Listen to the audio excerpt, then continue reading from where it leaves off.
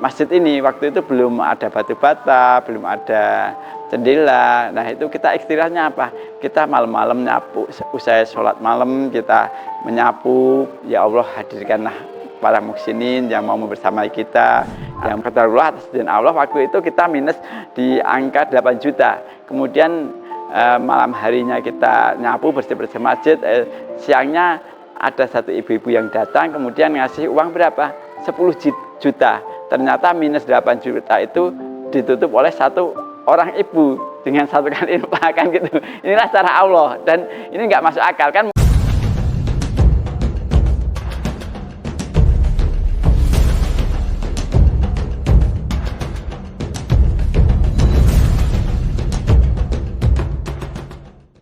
Assalamualaikum warahmatullahi wabarakatuh. Hambatan dan tantangan ketika mengawali Masjid Khairumah. Tidak lengkap rasanya ketika kita mengawali sebuah masjid, kemudian kita tidak bercerita tentang apa saja tantangan dan hambatan-hambatan apa saja ketika kita memulai Masjid Khairumah. Baik, pada kesempatan ini kita akan bercerita bagaimana hambatan apa saja sih, tantangan apa saja yang terjadi ketika kita mengawali sebuah masjid. Nah, ini kita akan bercerita tentang bagaimana kita awal mulanya Masjid Khairumah. Tentu saja karena kita orang baru, kemudian kita juga belum pernah terjun di dakwah di dunia kemasjidan. Kita juga waktu itu juga belum ada ilmunya, tapi kita sudah ada kemauan.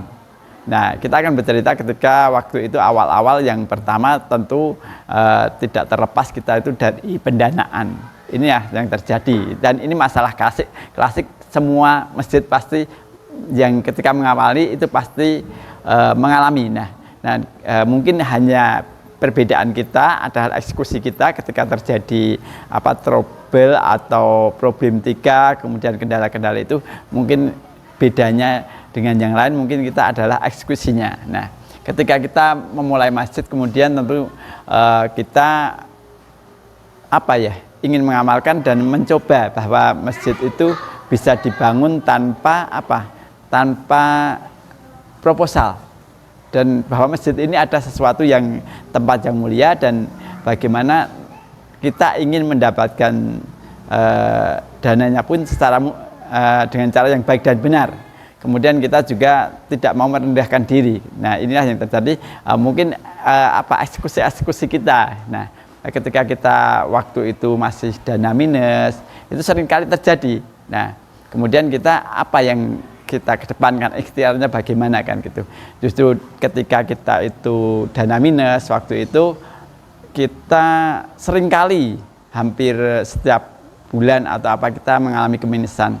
Nah, ikhtiar kita adalah salah satunya ketika kita benar-benar sudah minus, kemudian bendahara juga sudah menyampaikan, Pak Bangun ini tinggal segini atau kita sudah punya minus segini, kan gitu.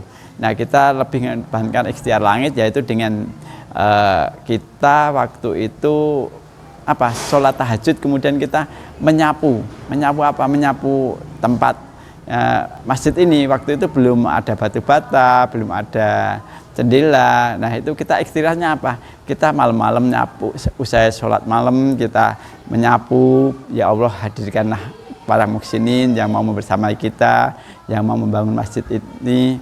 Nah, kadang mungkin di mata orang lain kita ini, ikhtiar di tengah dana minus kok harus nyapu lokasi masjid. Nah, mungkin enggak, bagi orang awam itu ini sesuatu yang aneh dan janggal gitu. Tapi kita ini adalah bagian dari ikhtiar lain. Apa yang kita lakukan? Memantaskan diri. Kita masjidnya saja belum jadi, kita sudah mau merawatnya. Dan alhamdulillah selang berapa hari itu tiba-tiba ada ibu-ibu yang datang. Qadarullah atas izin Allah, waktu itu kita minus di angka 8 juta. Kemudian malam harinya kita nyapu bersih-bersih masjid. Siangnya ada satu ibu-ibu yang datang, kemudian ngasih uang berapa? 10 juta. Ternyata minus 8 juta itu ditutup oleh satu orang ibu dengan satu kali makan gitu. Inilah cara Allah, dan ini nggak masuk akal kan. Mungkin bagi yang orang yang berpikiran apa ya, oh kalau dana minus ya udah kita cari ke sana, nyari donatur dan lain sebagainya. Kita enggak, kita lebih mengedepankan ikhtiar lain dan memantaskan diri bagaimana ketika Allah amani benar-benar amanah masjid, dan masjid itu jadi apakah kita mau merawatnya atau tidak. Dan ini sering kali terjadi, tidak cuma 1 kali 2 kali, dan ini bukan sesuatu hal yang kebetulan saja, karena kalau sesuatu kebetulan kan mungkin cuma 1 kali 2 kali, setelah itu enggak lagi. Tapi ini benar-benar real dan terjadi pada kita. Kemudian untuk menghadirkan jamaah pun kita, karena kita lokasi masjid itu di luar dusun, itu kan memang orang yang akan sholat itu benar-benar punya niat dan harus keluar dari lokasi kampung ke keluar kampung untuk sholat berjamaah. Nah waktu itu kita pun berpikir bagaimana ya ini kita untuk menghadirkan jamaahnya gitu. Nah kemudian kita berpikir lagi, kita kembalikan ke Allah bahwa masjid ini adalah milik Allah. Kemudian saya ajak anak-anak jam 3 pagi mandi, kemudian kita sholat di lokasi. Ini waktu pertama kita mau mengadakan sholat berjamaah, karena waktu itu batu bata belum ada, listrik belum ada, air belum ada. Nah waktu itu saya minta bantuan ke anak-anak, nak bantu abah yuk. Bantu apa abah? Ya bantu memohon sama Allah agar Allah hadirkan orang yang mau sholat di masjid ini. Dan itu benar-benar kita lakukan di jam 3 dini hari, kemudian kita sholat, dan waktu itu masih belum ada batu bata, kemudian ya masih masih tanah kan gitu.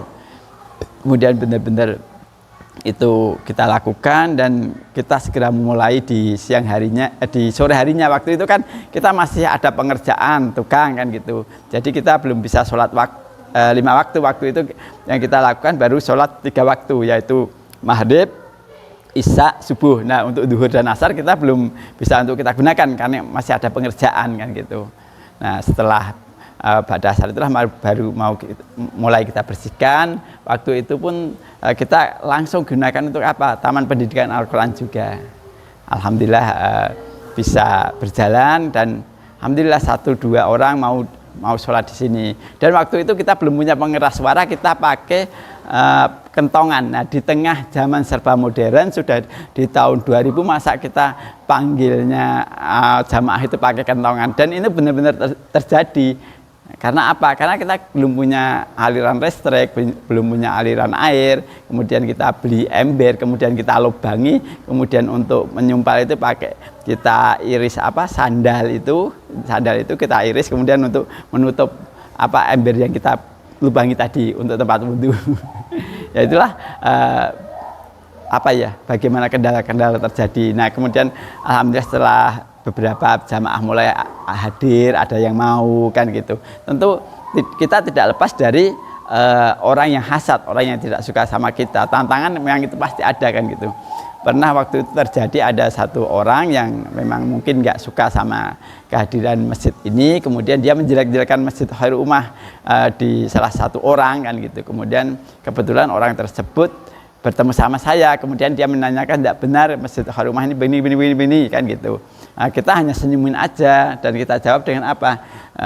Pak, sesekali monggo nanti hadir di Masjid Khairul Ummah, silahkan sholat berjamaah, ikuti kajian di tempat kita kan gitu. Kita tidak pernah klarifikasi sama klien, enggak. Kita hanya minta orang tersebut yang istilah itu dapat berita miring soal Khairul Ummah itu untuk hadir di Khairul Ummah. Nah ketika hadir di Masjid Khairul Ummah, ada sesuatu loh kok enggak sama yang berita yang disampaikan oleh orang tadi kan gitu kan. Terheran-heran, loh kok berbanding terbalik kan gitu. Nah justru dari peristiwa itulah menjadi titik balik dari awal jamaah itu sedikit akhirnya menjadi banyak. Karena apa? Orang ini yang menjadi media promosi kita. Jadi ketika kita ada tantangan di masjid kita, apapun itu, ketika kita dapat fitnah sekalipun, ketika kita bisa menyikapi dengan baik dan benar, insya Allah itu akan ada hikmahnya. Dan alhamdulillah dari bapak yang dari ibu yang kemarin dapat berita miring soal Khairul Ummah itu, ketika datang ke Khairul Ummah dan justru beliau senang sekali dengan keadaan Khairul Ummah, dengan program-programnya, justru beliau menjadi media promosi kita. Nah, jadi ketika kita bisa menyikapi sebuah fitnah itu, ternyata fitnah itu hikmahnya yaitu menjadi promosi gratis bagi kita. Dan Masya Allah tabarakallah, dari berawal dari fitnah inilah justru jamaah itu makin bertambah, orang makin penasaran ingin hadir ke Masjid Khairul Ummah. Dan semoga kisah ini bisa menginspirasi teman-teman, saudara-saudara kita yang mungkin baru mengawali masjid, baru membangun masjid, kemudian belum punya jamaah, belum punya donatur dan sebagainya. Semoga ini bermanfaat, dan silahkan subscribe channel ini, kemudian silahkan like dan share ke sanak family, ke muslim yang lain, agar apa? Agar lebih banyak kemanfaatan video ini, dan semoga menjadi pahala jariah bagi kita semua. Barakallahu fikum. Wassalamualaikum warahmatullahi wabarakatuh.